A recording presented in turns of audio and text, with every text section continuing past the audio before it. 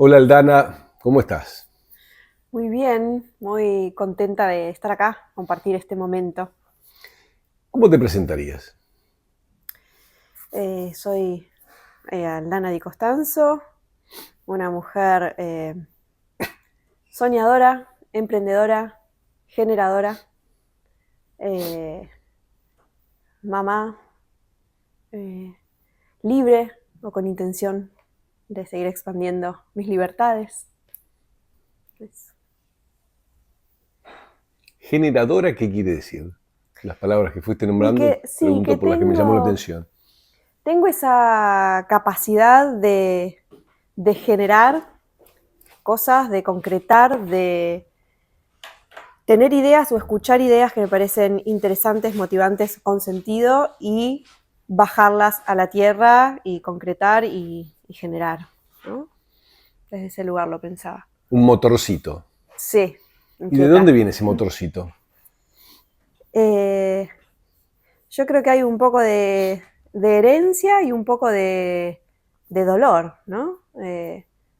Siempre digo que para mí el dolor es un motor, es un motor, es un puente, y creo que algo de ese motorcito tiene que ver con, bueno, con querer seguir sanando lo propio, ver qué se puede hacer por los otros, en generar conciencia, en eso, en ramificar los buenos pensamientos, las buenas personas, los buenos hábitos, no sé, como hay algo que me entusiasma cuando pienso en la posibilidad de eso, de nutrirnos, alimentarnos e intercambiar para ser mejores personas, sea con mis hijos, sea con el vecino, la fundación que tengo, es una visión general, digamos.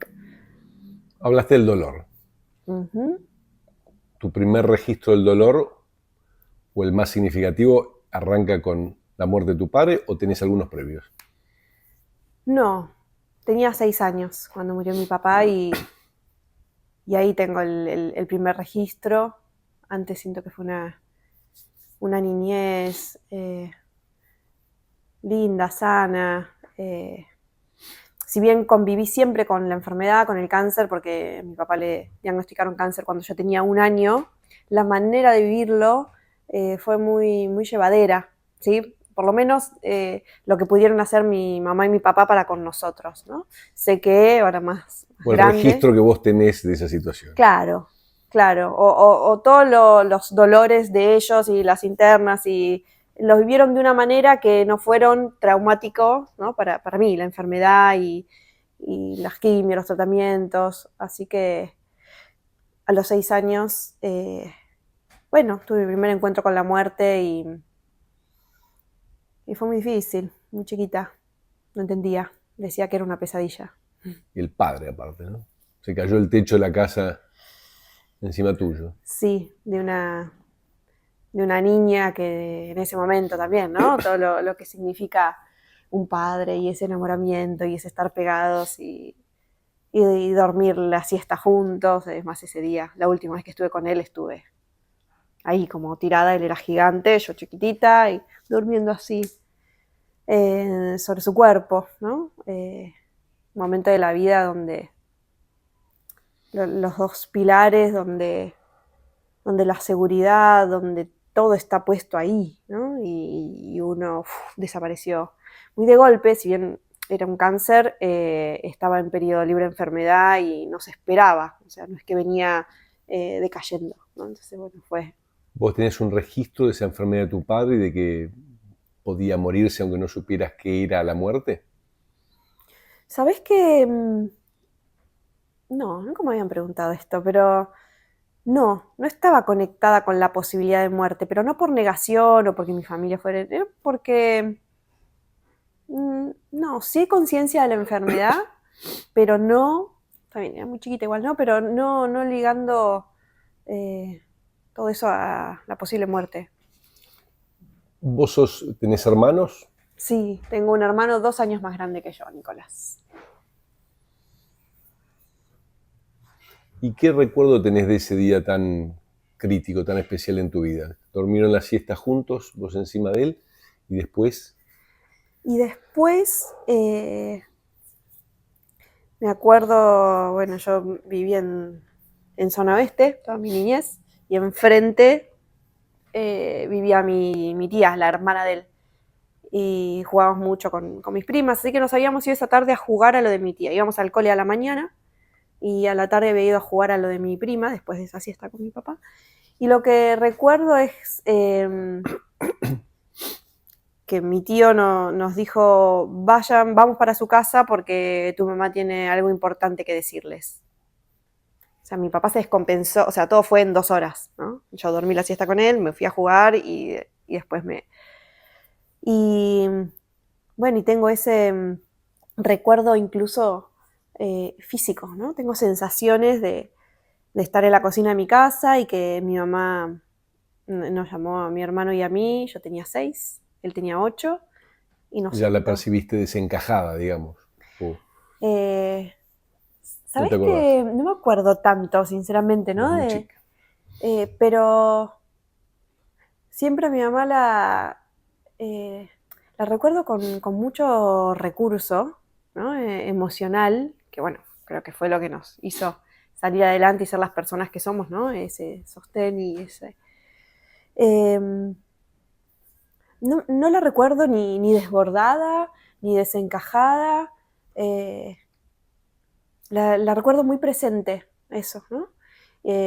Yo sí, me acuerdo desencajada, ¿no? Y diciendo, no puede ser, decime que es una pesadilla. Mi mamá me cuenta, yo no me acuerdo, que le hacía con las manitos así, chiquita, como decime que es una pesadilla, ¿no? Eh, Vos ni sabías lo que era, aparte de eso. mm, ¿Qué sabe un chico de 6 años qué es la muerte?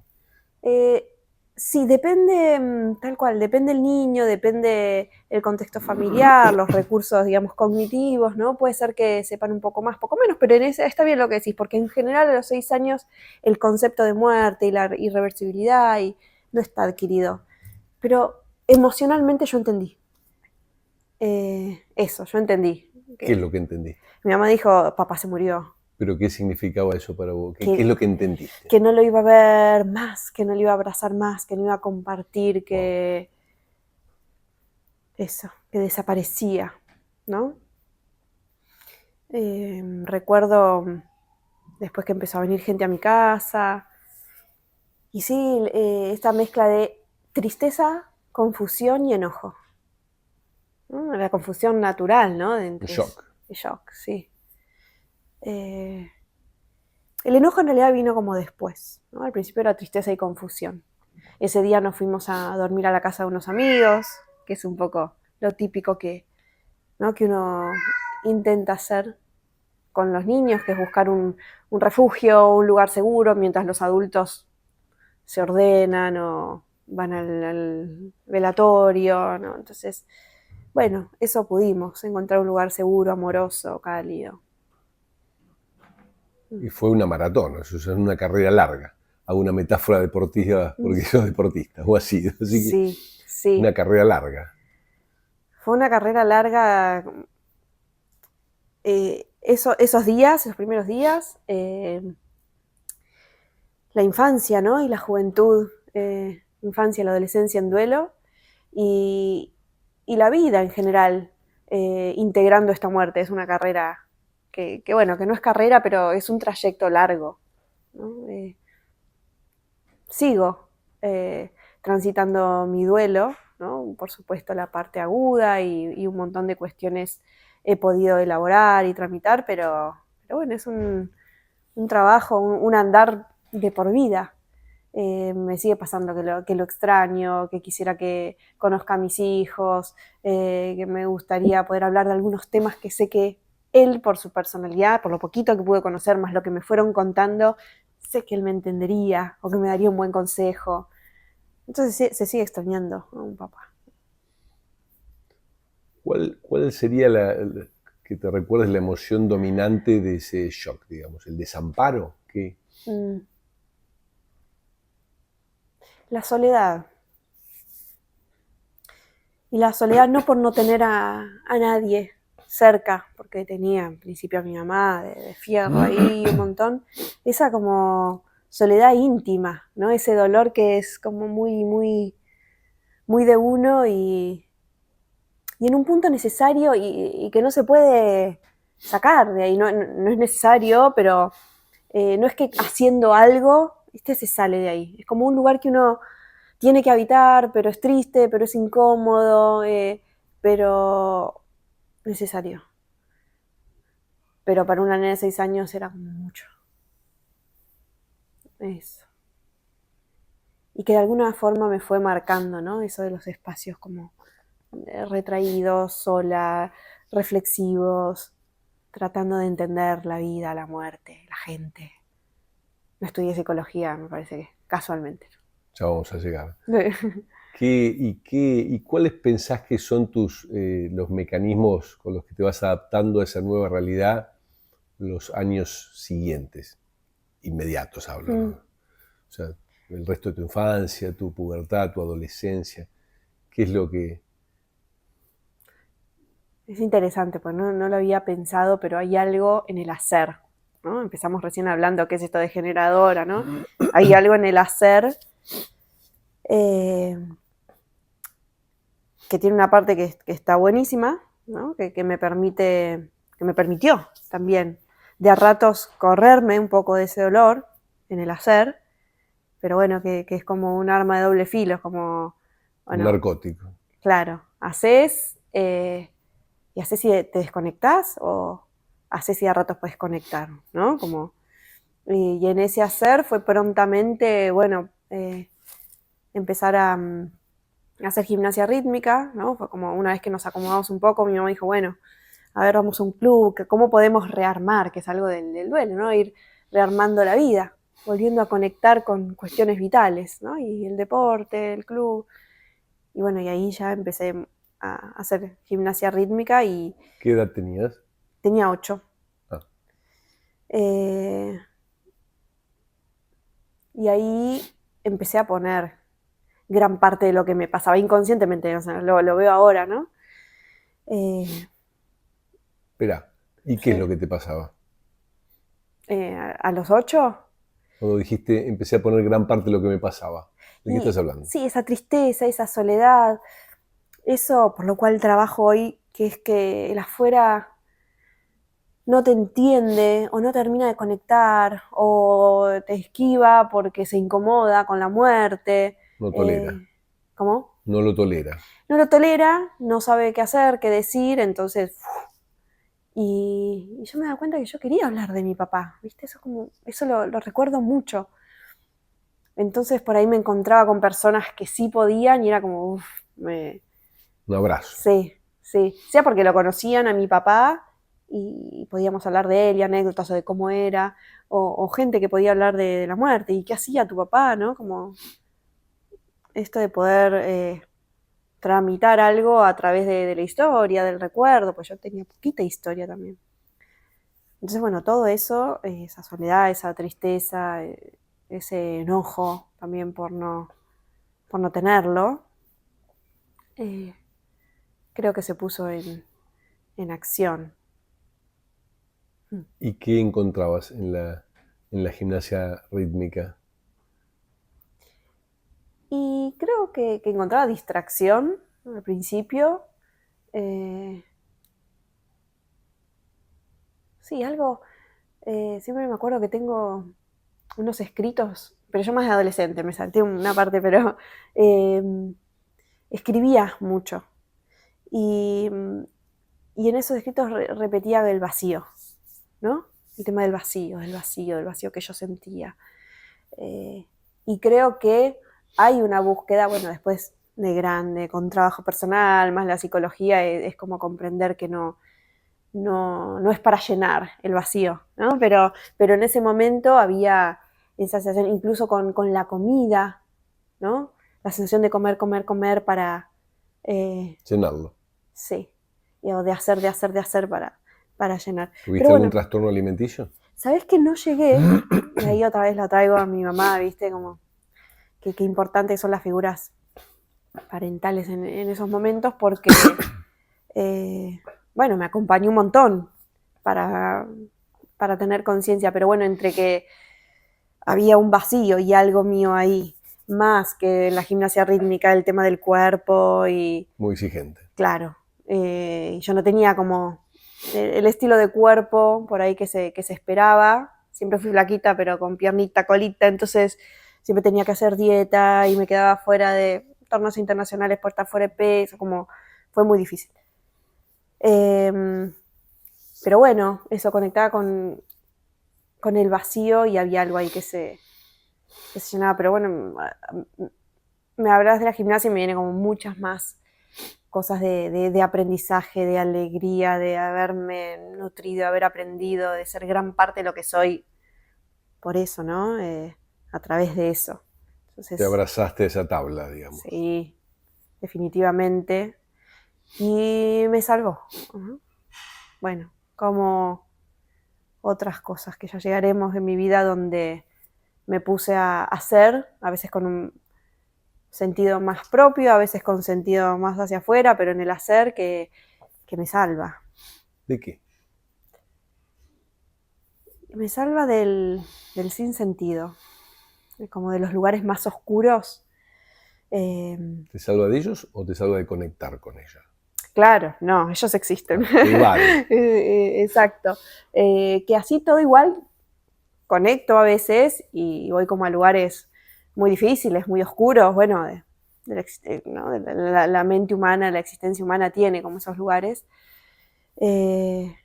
Como que los toco, ¿no? Me quedo mucho, ¿no? Los toco, los veo, soy consciente y me voy a hacer. ¿Y qué hay en esos sótanos? La falta de sentido de todo, o sea, si no conecto con algo trascendental y no me armo la historia. Yo creo que los seres humanos también vivimos armándonos historias y vivimos gracias a que nos armamos historias y narrativas e ideas y bueno, yo me armo la historia de la trascendencia, del sentido más allá de mi vida y de lo que puedo como dejar y transmitir y mirarlo así como más expansivo, más universal. Y digo, bueno, entonces está bien mi vida porque va más allá de mi vida, que sé que se va a morir y entonces se va a terminar, quiero decir. Entonces, ¿para qué todo este circo? ¿No? Pero bueno, porque me voy y quedan un montón de personas y algo va a quedar para todo ese montón de personas. Por empezar, mis hijos, ¿no? Y después, bueno, en mi caso, lo que estoy pudiendo hacer a través del equipo, no soy yo sola, para muchísima gente.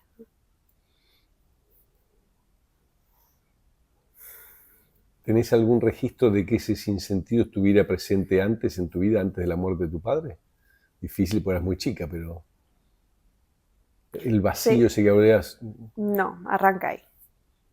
Arranca ahí. No tengo casi recuerdos antes de la muerte de mi papá. Incluso con él tengo muy pocos recuerdos. Hay muchos más como construidos a través de historia, de otros. No, sí, hay una charla a TED, ¿viste? Y arranco diciendo, mi papá se murió cuando tenía 6 años, antes de entender de qué se trataba la vida, tuve que entender de qué se trataba la muerte, ¿no? Y creo que esa frase como que me representa un montón, ¿no? Y después tuve, creo que, la posibilidad, gracias a, sobre todo, personas, ¿no? Que se fueron cruzando en la vida o experiencias, a conectar mucho con la vida, ¿no? Y a ser como una disfrutadora de la vida. Pero bueno, creo que tiene que ver con el contacto con la muerte desde tan pequeña, tan cercano. Sí, y algo que me apareció con la pregunta que me hacías, me acuerdo de tener conversaciones con mi hermano, de adolescente ya, como esa sensación de que todo lo que venga va a estar bien, como qué nos puede, como decíamos, no me acuerdo las palabras justas, pero como qué nos puede asustar, qué nos puede preocupar de lo que venga. Si ya con lo que vivimos ya tenemos experiencia del dolor así intenso, por lo cual vamos livianos, bueno, que la vida nos sorprenda porque lo peor ya pasó, decíamos en esa etapa de nuestras vidas, ¿no? Ahora que, bueno, uno tiene hijos, que lo peor cambia no pasó, la perspectiva. Esperemos que no pase. Exacto. Aunque, bueno, trabajando en lo que trabajo todo el tiempo, todo es una posibilidad, ¿no? Antes que entender de qué trataba la vida, tuve que entender de qué trataba la muerte. ¿De qué trata la muerte? Contanos, ya que te mandaste la parte, ahora... No, preguntón. ¿De qué trata la muerte en relación a como yo lo veo? Es esto inevitable, el fin del ciclo, lo que le da sentido también a la vida, ¿no? El saber que tiene un fin.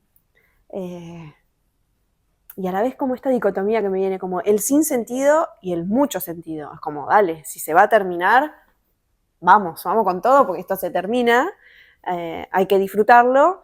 Y a la vez, bueno, esta pregunta del sentido. Pero la muerte como lo inevitable, como lo natural, y a la vez lo angustiante, incierto. Pero bueno, a eso le doy lugar y se me hace más llevadero tenerla incluida, ¿no? Porque le doy lugar, no porque no me angustie, ¿no? O no tenga interrogantes. Es porque le doy lugar y lo dejo ser, ahí, la angustia. Y voy y vengo, entro y salgo.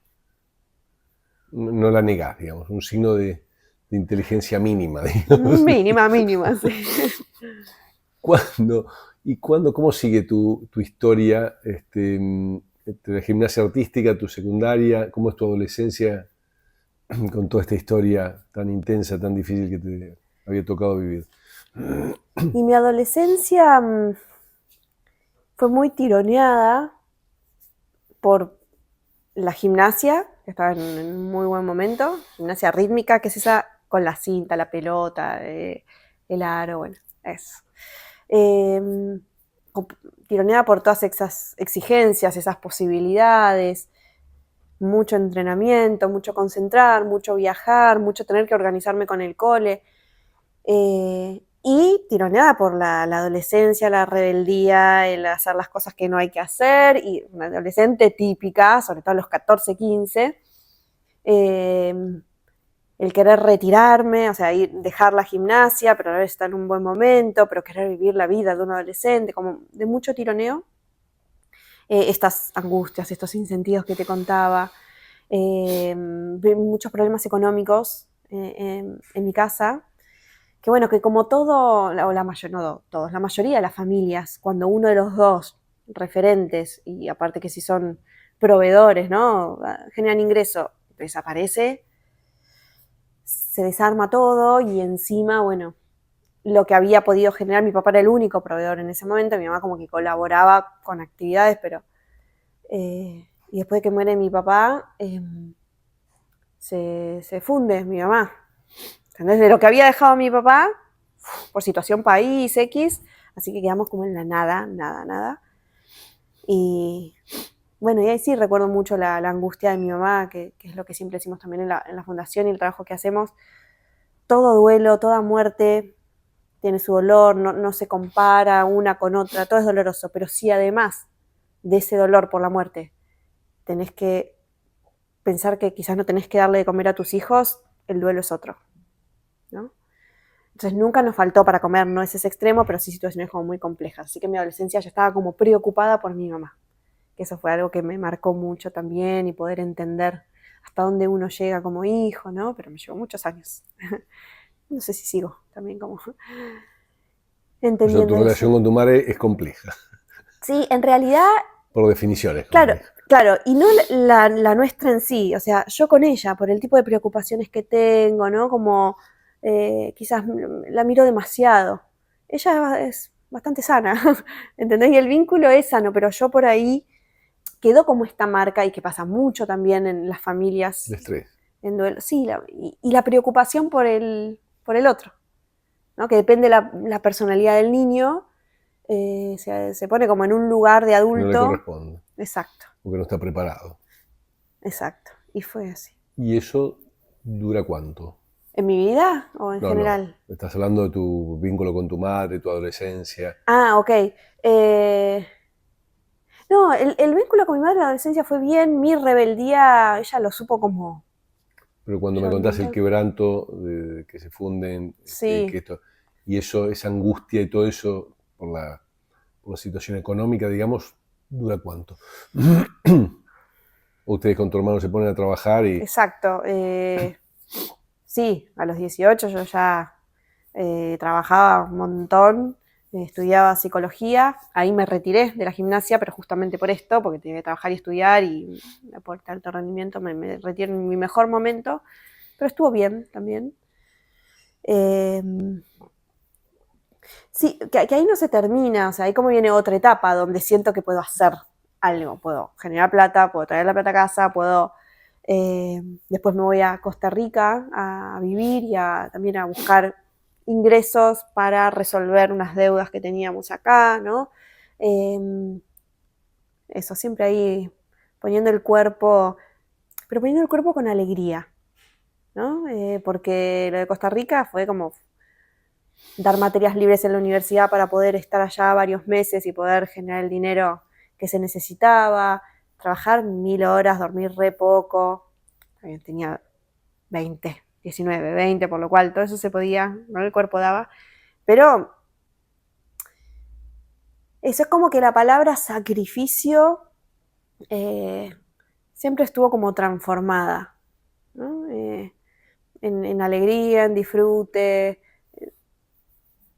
bueno, y creo que eso también me fue marcando en las distintas cosas que hubo que poner mucho el cuerpo, que hubo cansancio, que hubo frustraciones, que hubo querer patear el tablero, pero bueno, siempre como muy tamizado esto con la alegría, con el disfrute, con lo que sí se logra.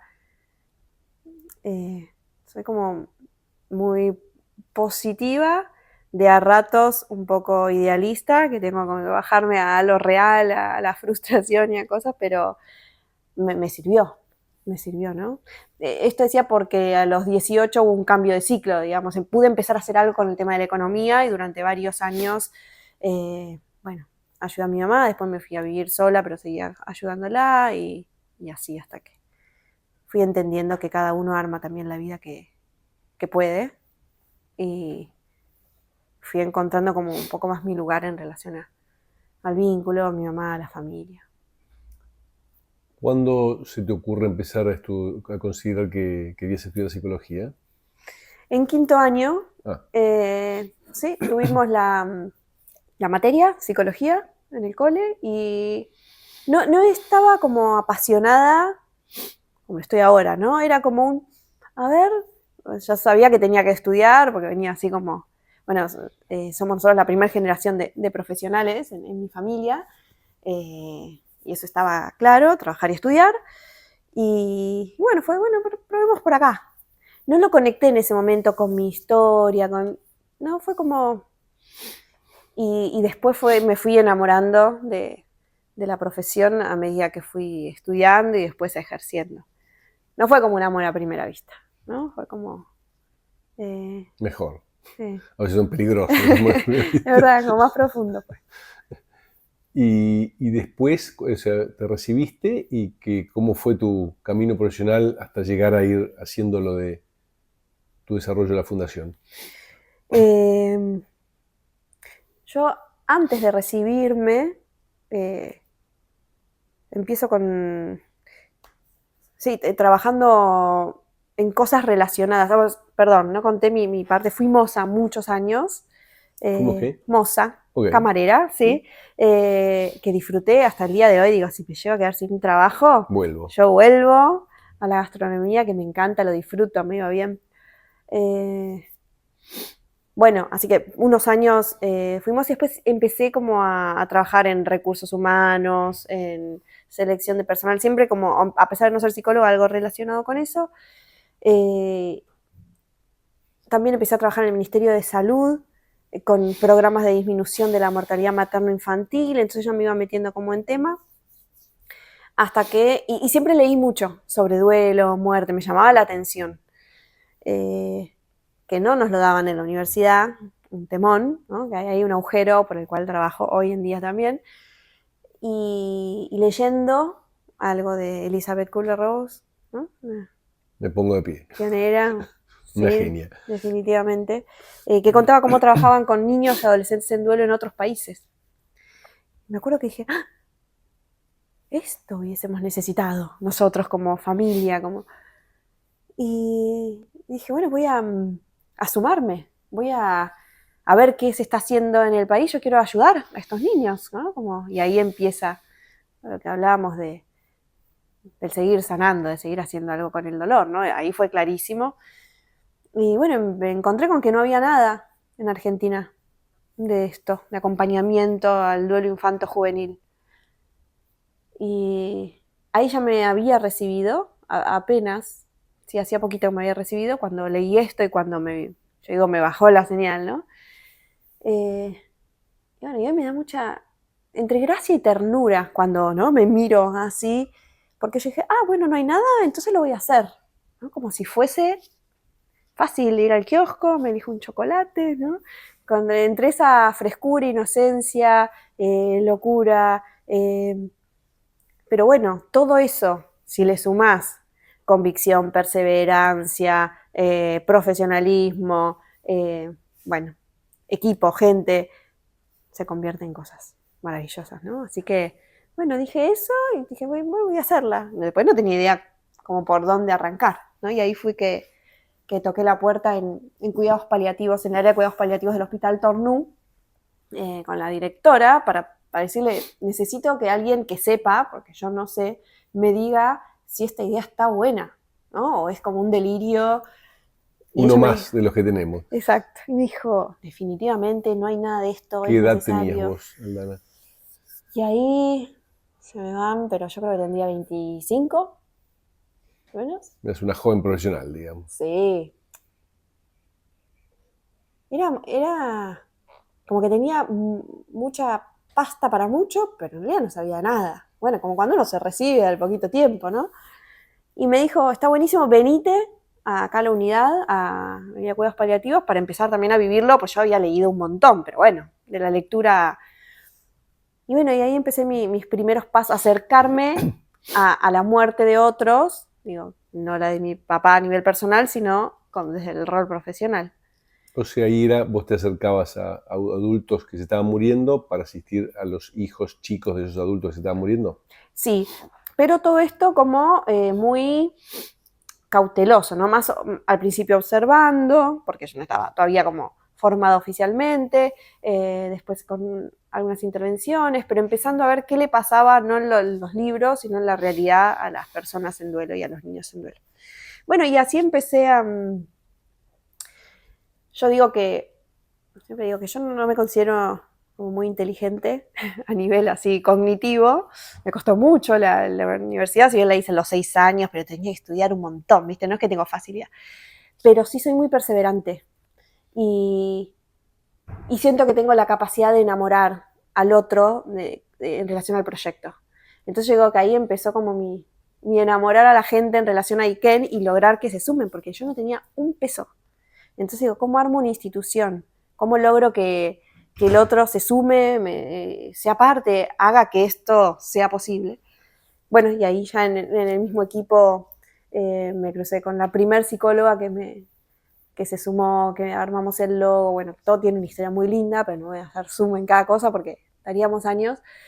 Ella es psicóloga, arteterapeuta, trabajaba en cuidados paliativos, una genia, Adriana, que murió hace no tanto y que la recuerdo porque dejó una huella enorme. Y bueno, y fuimos sumando, al principio éramos nosotras 2, después fuimos 3. Armé, bueno, esto que quería, la metodología.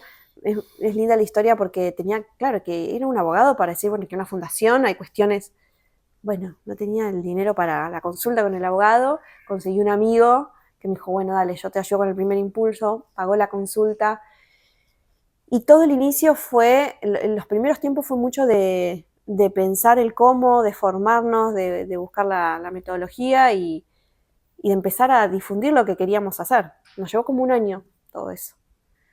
Porque yo también soy muy exigente a nivel profesional, por lo cual no es que quería salir como, bueno, vamos. No, era como que quería tener las bases sólidas.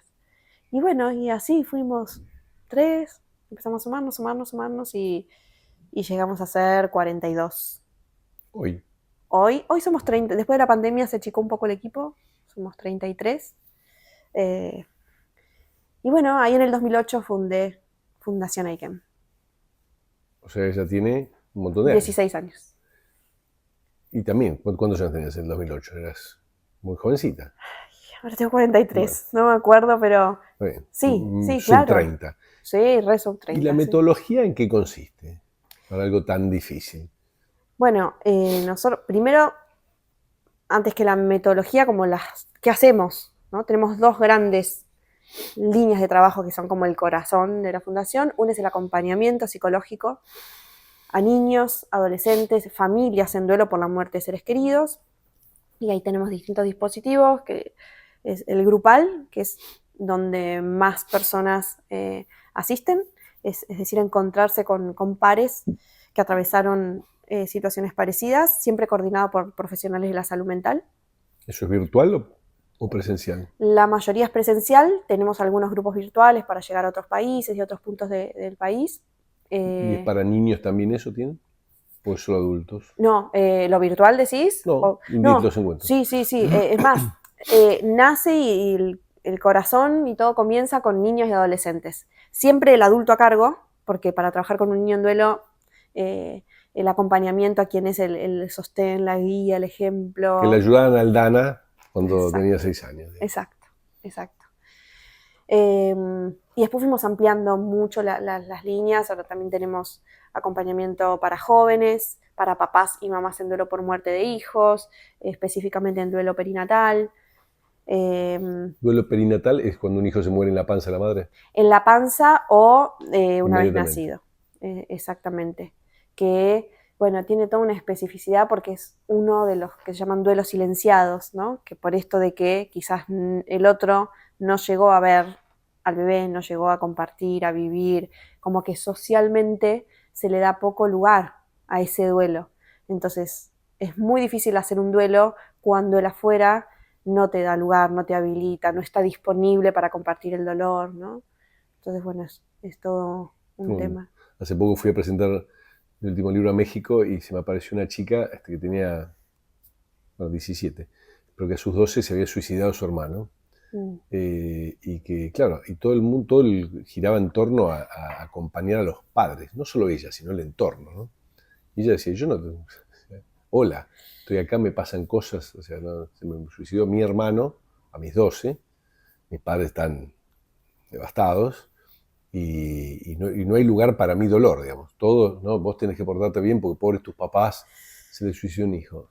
Y ella no tenía ningún lugar, pobrecita, para canalizar. Y lo podía verbalizar y expresar con la claridad. Está bien, ya tenía 17 y iba a empezar a estudiar psicología como vos. Así que, qué difícil. Sí, lo que estás trayendo es fundamental y es un poco también el motor. Es la no visibilidad, el no lugar, en general para los niños, los adolescentes, el contexto que vos, la situación y con el contexto que contás, tiene las complejidades de muerte de un hijo, de suicidio, ¿no? Que todo eso hace, bueno, más difícil, pero en general, a los niños, o porque piensan que no entienden demasiado, ¿no? O porque mejor no hablarles tanto para que no sufran, el niño ya está sufriendo por lo que está pasando, no porque le hables, ¿no? Percibe. Exacto, entonces es una población que suele quedar por fuera, los niños y los adolescentes, y por eso, bueno, tanto énfasis y trabajo en esto, ¿no?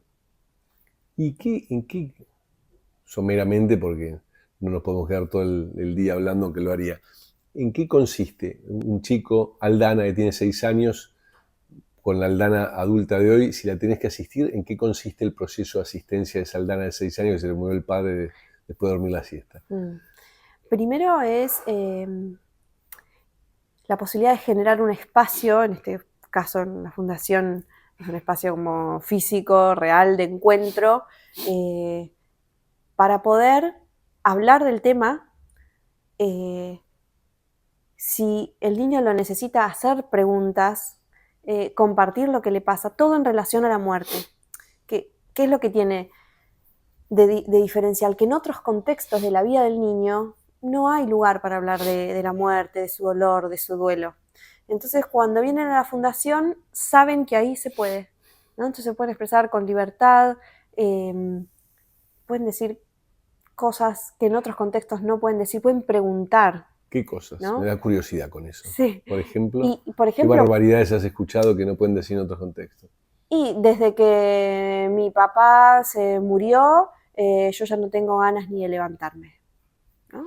Que obviamente eso puede generar signos de alarma, etcétera, etcétera, pero uno con la mirada profesional puede como evaluar si eso es una situación de riesgo, ¿no? Pero le empieza a dar lugar, porque después cuando uno, o por ejemplo a veces que el niño o la niña dice que le gustaría estar con el ser querido fallecido, ¿no? Entonces eso a los papás a veces les genera signos de alarma porque, se quiere matar. No necesariamente que quiera estar, no está diciendo que se quiere quitar la vida, está diciendo, es el deseo, el anhelo de poder compartir, contarle, volver a jugar, ¿no? Entonces, esas son cosas que aparecen mucho. Y también preguntas en relación, bueno, ¿y dónde está el cuerpo real? Real, lo que quedó. ¿Dónde está? ¿Y qué pasa con eso? ¿Y quién se lo queda? Y preguntas que gran parte de nuestro trabajo es generar como el encuentro niño-adulto. Son preguntas que a veces en la familia no circulan, no hay lugar, entonces el niño se queda con la pregunta, con fantasías, con angustias. Entonces quizás es en la fundación un primer lugar donde pueden poner sus preguntas, sus emociones, y después nosotros de alguna manera vamos vehiculizando el trabajo intrafamiliar, porque nadie mejor que el adulto que está a cargo pueda responder esas preguntas, pero por eso tenemos que acompañar mucho al adulto, porque a veces no tiene herramientas o está como muy atravesado por su propio dolor, entonces no puede con eso, ¿no? Entonces, bueno, trabajamos mucho en grupos divididos por edades, tenemos preguntas de la metodología, hay armados juegos, dinámicas, actividades específicas para tratar, o sea, el qué nos pasa en relación a la muerte del ser querido fallecido. Tenemos sala de descarga saludable, porque recordemos que el enojo es algo que está muy a flor de piel y los chicos, su manera de expresar suele estar puesta en el cuerpo, ¿no? ¿Cómo descargan en esas salas que es? Es ¿Una bolsa sala, de boxeo? Más o menos, es una sala como toda cuidada, con goma eva, acolchada, y hay distintos elementos para que puedan como arrojar, pegar, intercambiar, para subir, bajar, armar, desarmar. Hay mucho ahí ligado de armar, desarmar, construir, destruir, como vida, muerte, ¿no? Como que es un poco lo que ellos están tratando de hacer en sus vidas, ¿no? De reconstruir. Y lo ponemos a través del juego, hay dinámicas que son más libres, hay otras que son como más pautadas. Es la sala que todos los niños aman, quieren ir, si fuese por ellos todos los encuentros, pero bueno, no, tenemos otras cosas para trabajar también. Y siempre se trabaja con el adulto a cargo. Entonces viene la familia entera a la fundación, los niños van a un consultorio, los adultos a otro, y después nos encontramos todos al final del encuentro para trabajar cuestiones familiares. Y eso, bueno, es toda la línea de atención psicológica. La otra línea, aunque sea para que quede el título, pero es re importante, es la de capacitación, asesoramientos, talleres, charlas, porque hablábamos, a nivel profesionales de la salud mental, no estamos formados, no nos forman. Yo llegué 6 años en la UBA, amé mi carrera, pero nada. Los docentes que tienen que estar los chicos tampoco tienen formación.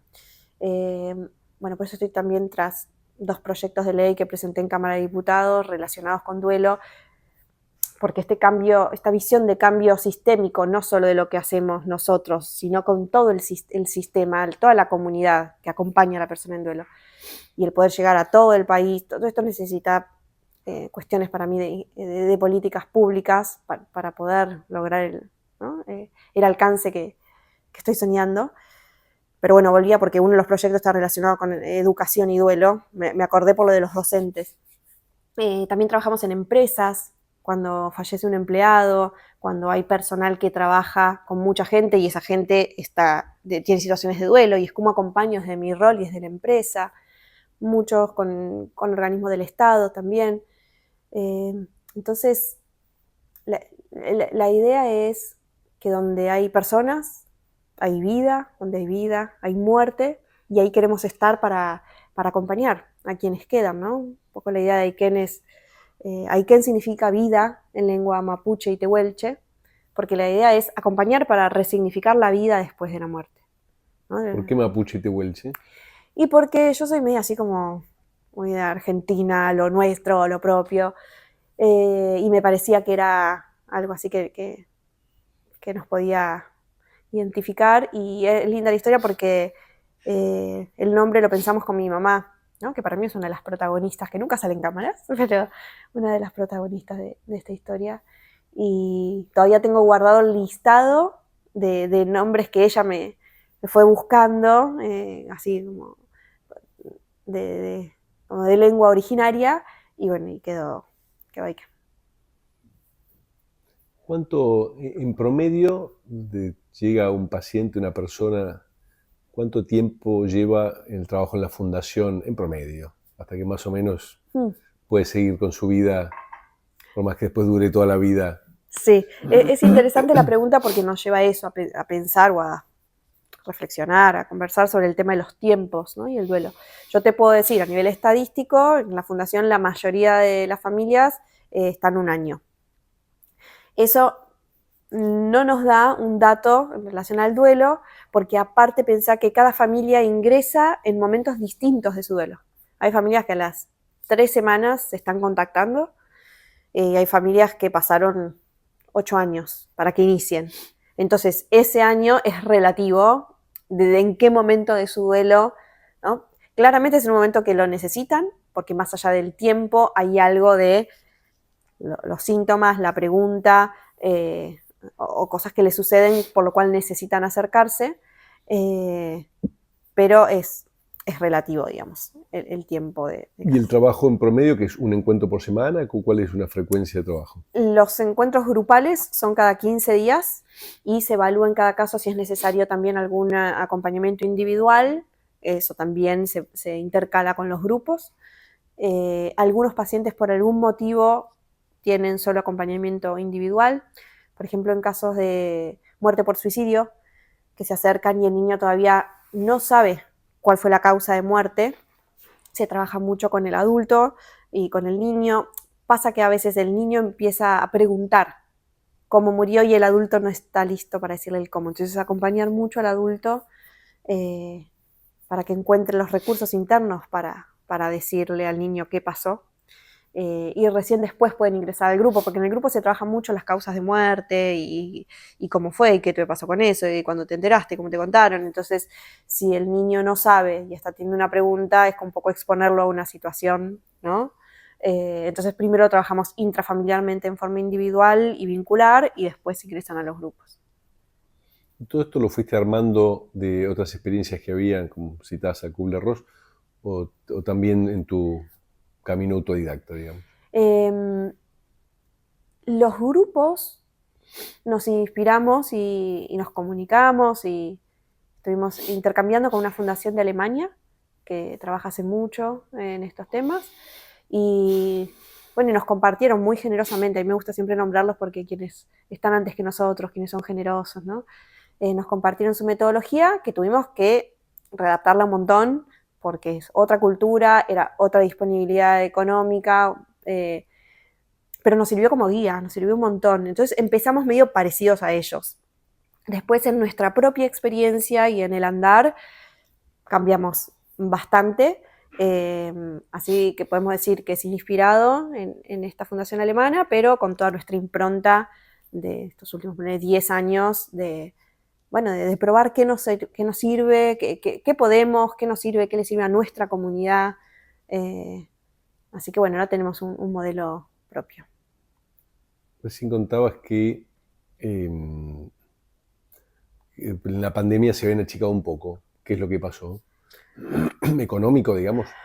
Sí, económico fue tremendo.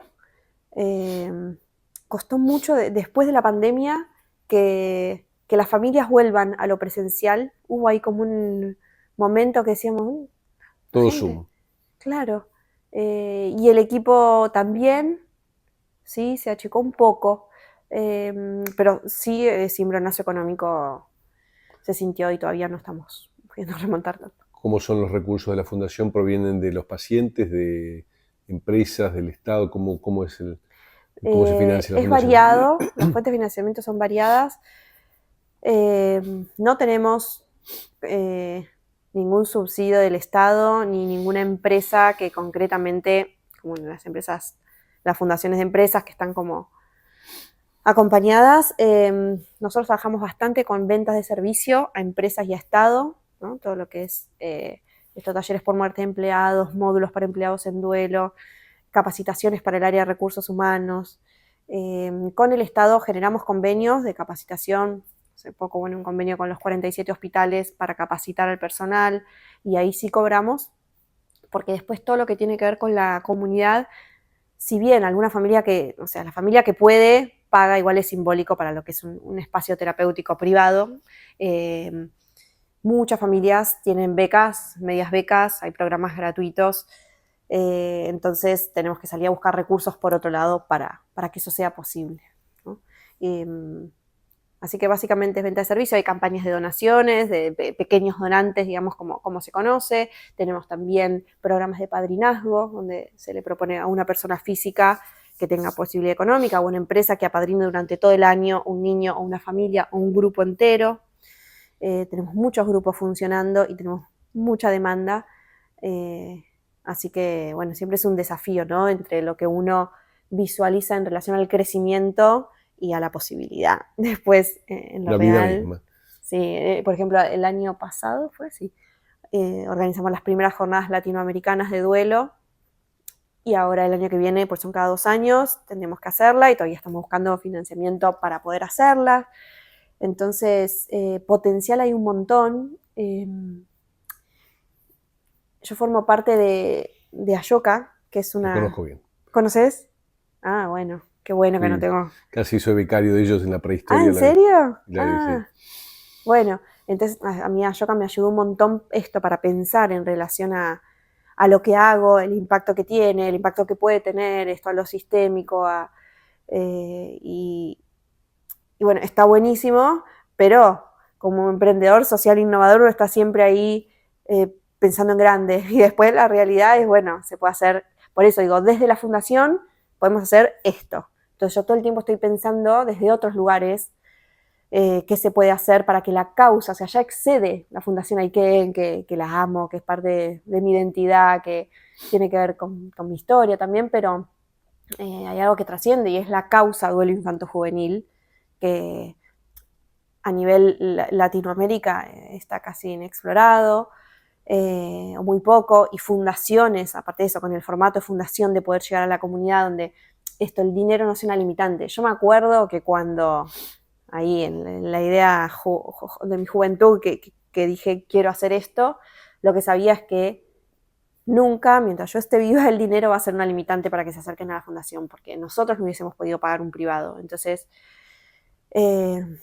esta es mi bandera y la sostengo, y a veces me peleo con consejo de administración, pero bueno, porque es muy difícil sostener un servicio. Además, son profesionales de la salud especializados en un tema muy puntual. Entonces, sostener eso y que el dinero no sea una limitante, bueno, es un desafío enorme, pero bueno, que me motiva. Lo estás transitando. Sí. Por ahí, como líder de esa organización, tu tarea de enamorar también es enamorar en esto. Al final del día, el líder de una organización tiene no solo marcar el rumbo, sino ver cómo va a seguir viviendo esa organización, ¿no? En cuanto a los desafíos, y el dinero es uno de ellos, ¿no? A ver a quiénes tengo que enamorar para poder hacer esto viable, ¿no? O seguir creciendo. ¿Cómo Aldana hoy, con todo este camino recorrido, pensaba, claro, el trauma de la experiencia que te pasó resignifica toda tu vida, digamos, orienta toda tu vida. Definitivamente. ¿Y cuánto sentís hoy que tenés, no digo resuelto, porque eso te va a alcanzar todavía, pero tenés las cuentas en paz con lo que fue, lo que te tocó vivir en la vida? Sí, están en paz y con la gratitud ahí a tope, ¿no? A veces pienso y digo, por supuesto, me gustaría tenerlo a mi papá y compartir, y digo, pero ¿qué hubiese sido de mi vida, no? Casi como que esto marcó el rumbo. ¿Qué hubiese hecho? ¿Qué hubiese sido si él no moría y armaba como todo esto, ¿no? Entonces sí, estoy en paz, lo extraño un montón, lo sigo llorando. Hablo mucho con mis hijos de su abuelo y tenemos un montón de rituales para hacerlo parte, para tenerlo presente, para seguir entendiendo cuál es su legado, ¿no? Su huella, qué nos enseñó, qué se pudo a partir de su muerte y de su vida también, ¿no? Porque a veces me quedo muy ligada a su muerte y bueno, él vivió 43 años y dejó un montón de enseñanzas también, un montón de gente, entonces es muy típico lo que me pasa, que en cuanto encuentro a alguien que lo conoció o que tengo algo para preguntarle, me acerco y quiero saber. Los amigos que quedaron vivos es como cada tanto me junto y contame más, como esa necesidad. Exprimirlo. Sí, que es un poco también lo que hacemos con pacientes, aunque son chicos. Hay parte del proceso de duelo que necesita la reconstrucción de la historia. Entonces es como, bueno, vamos a preguntar, vamos a armar la caja de recuerdos, vamos a armar la historia, ¿no? ¿Un anhelo?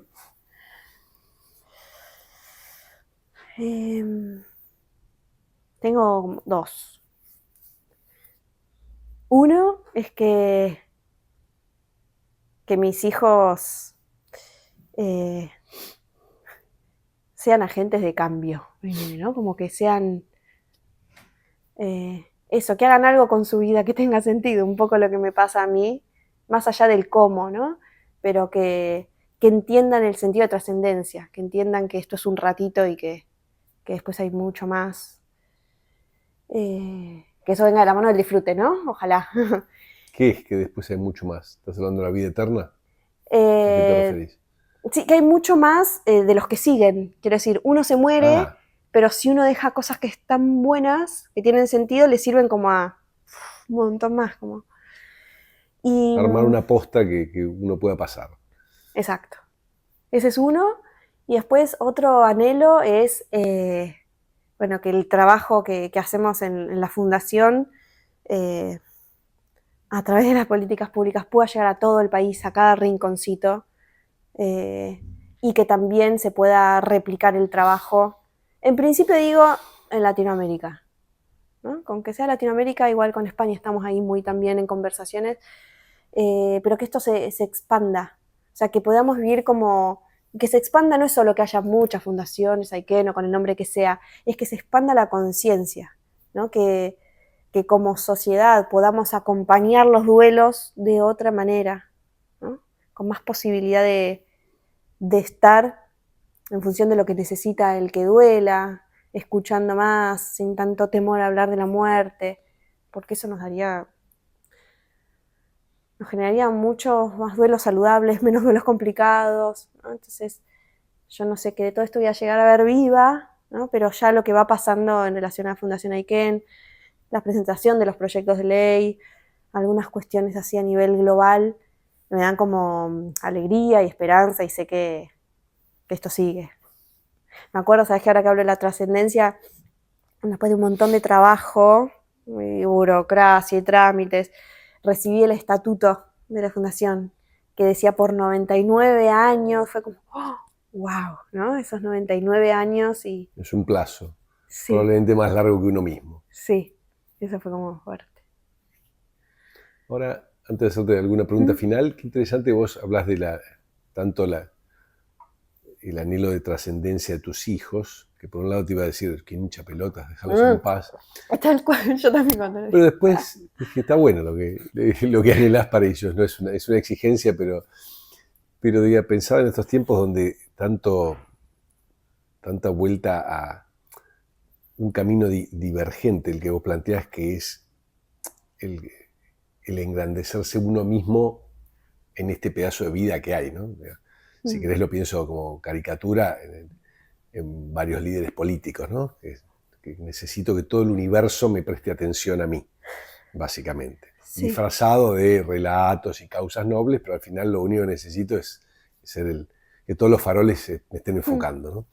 Y vos estás señalando una cosa casi opuesta, que es, esto es tan cortito, y prefiero que esto siga en marcha y que otros tomen la posta, más que que el centro sea yo, no es que quiero las 18.000 sucursales de la Fundación Aiken en toda Latinoamérica y en todo el universo, cuya fundadora y presidenta honorífica es Aldana, sino que arranque y suelto esto es mucho más grande que yo, digamos. ¿Dónde pensás que tiene origen esto en tu vida y no esa tentación tan presente en estos tiempos de que ser yo el centro de la movida, del relato, de la atención, digamos, ¿no? Sí, creo que parte tiene que ver con un trabajo como personal interior de reconocer los momentos en la vida donde sí tuve esa tendencia de, por mi personalidad medio solapado, pero creo que ahí está la clave, cuando todos reconocemos con esta parte del ego y de querer, es después donde uno lo puede como transformar, ¿no? Como una vez que lo viste y dices, mira dónde te encontré, ¿viste? Ahí uno puede, y quizás eso me pasó un poco más de joven, bueno, más joven. Y hay algo, mi papá era como un genio loco, artista desprendido, ¿no? Yo creo que hay algo ahí como que heredo muy, muy generoso y muy mirando al otro, no a través de una institución, pero en su manera de vivir la vida, que fue lo más lindo que me dejó.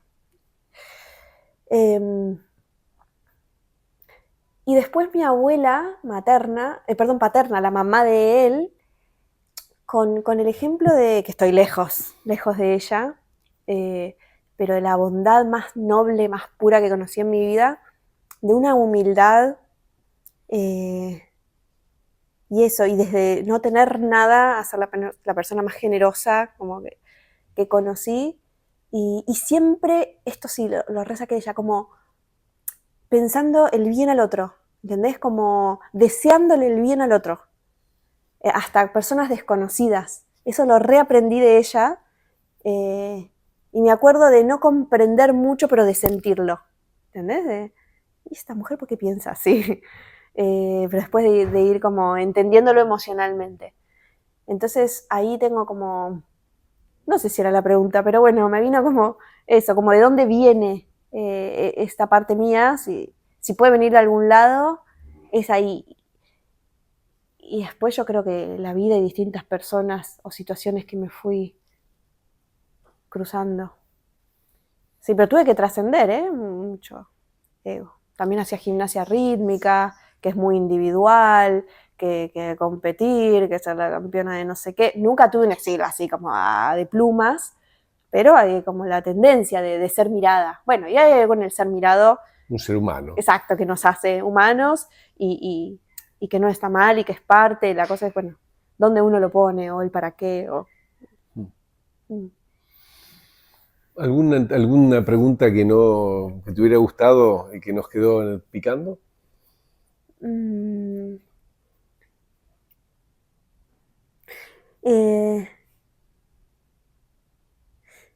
Sí, que a mí cada vez que me pongo más grande, lo veo como con más, lo siento, lo veo como más fuerza y me parece como importante.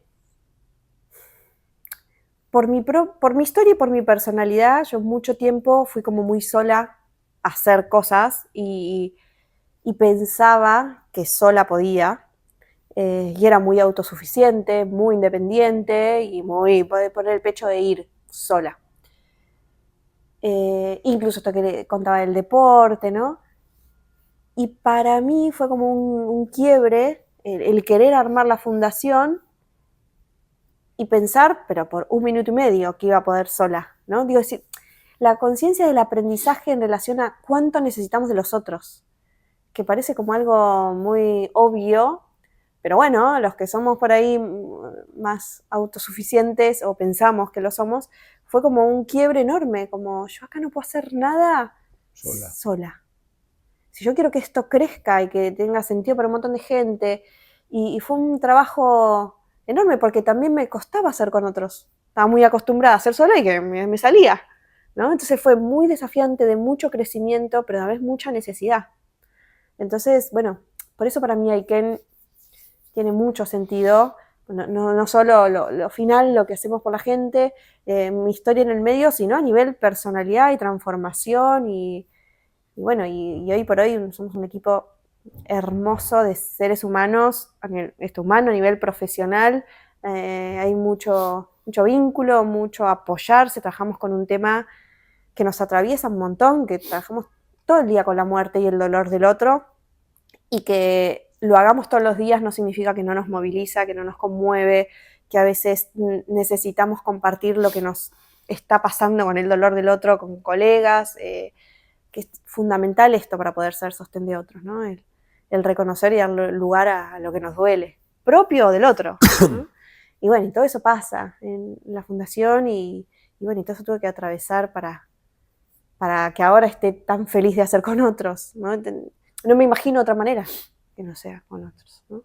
Es mucho más limitada, más pobre estar solo que sí. Estar con otros. Y eso, claro. Limita a uno y limita la potencialidad del proyecto. No hay proyecto sin otro. ¿Pensaste, última pregunta de mi lado, Sí. que me la disparó lo que decías, pensaste o pensaron, porque volviendo al dolor, no al duelo puntual de la muerte infanto-juvenil, sino el dolor en general, porque digo, la verdad que de lo general a lo particular, si uno puede procesar una muerte de un padre, después el resto de duelos pareciera que en general van de ahí para abajo, son más sencillos, una pérdida sentimental, una pérdida de un proyecto, lo que sea. ¿Pensaron en usar algo de la experiencia, de la metodología y del trabajo que ustedes vienen desarrollando hacia otras aplicaciones? Que no sea el duelo infanto-juvenil. Bueno, nos pasa seguido. En realidad, hoy podríamos decir más que duelo infanto-juvenil, duelo en general, porque se amplió mucho. Duelo infanto-juvenil es como lo más novedoso, innovador, lo que menos se mira, pero trabajamos con duelo de adultos también mucho. Esto, nos consultan a veces con proyectos concretos o consultas puntuales, otros tipos de duelo por otras pérdidas, y lo que nos pasa es que, primero que por estatuto, nosotros ese es nuestro como foco, el duelo por muerte, y es tanta la demanda que tenemos como que elegir a dónde enfocar en relación a los recursos humanos también que tenemos, como tenemos un equipo grande pero limitado.